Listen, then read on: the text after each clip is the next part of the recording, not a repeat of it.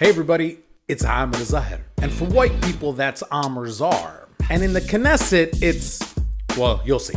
This week, Israel was acting super Israel. Knesset member Betsalo said something in the parliament this week. It was a little wacky and kind of like super Israeli racist-y garbage. But before we get to that, let me tell you a little bit about him. In 1980, Betsalo was born in Hispin, an illegal settlement in the illegally occupied Syrian Golan Heights. He grew up in Beit-El, an illegal settlement in the illegally occupied Palestinian West Bank, and now he lives in Kedumim, another illegal settlement in the West Bank that confiscated land from not one, not two, but 3 Palestinian villages. And he doesn't even live in the designated lands of the illegal settlement. His house is located outside the declared area of Kedumim. He lives in an illegal house on an illegal settlement. He drives on Jewish-only roads back and forth to work every day. That's called apartheid. We have a name for that. He's like the most Israeli story ever. And this all just means he's a perfect fit for the Israeli Knesset, where he served since 2015, and where just this week he said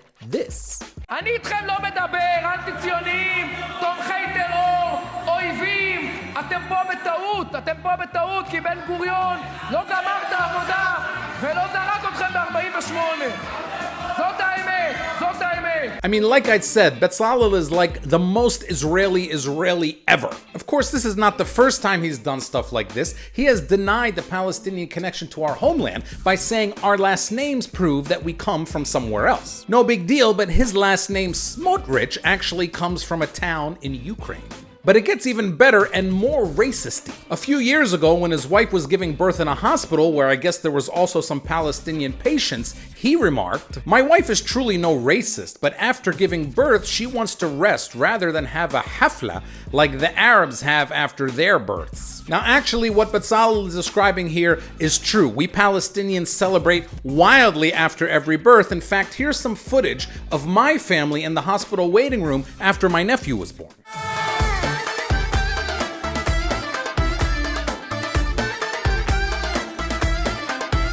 In expressing support for racial segregation, Betsalo also said, "It's natural that my wife wouldn't want to lie down next to a woman who just gave birth to a baby who might want to murder her baby 20 years from now." Now, to this, I can truly tell him, Habibi, we know how you feel.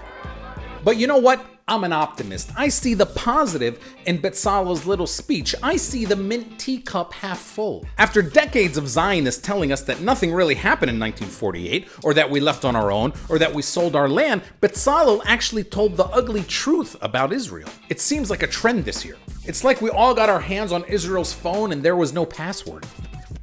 Who the hell is this? I mean, I knew it was bad, but I didn't know it was this bad. In 1948, Israel undertook a systematic campaign of ethnically cleansing Palestinians from our homeland, a campaign that still continues until today. They were pretty successful as millions of Palestinian refugees still roam the world. But Betsalo is right about something else too. They didn't get everyone. About 150 Palestinians remained in Palestine after the Nakba of 1948. Now, if those Palestinians grew at the average global population growth rate of about 1%, after 73 years, we should have been about 400,000 people. But you know how many we are? 1.9 million. 1.9 million. 1.9 million. That's right, not only will we out-party you, we will you too. But you know what? Ultimately, Betsalo is not angry at us. No, he's furious at his predecessors who couldn't finish the job of ridding the land of us pesky, loud, reproductive Palestinians. Well, Betsalo, I have more bad news for you. Ben Gurion might have quit, but we never will. 1.9 million.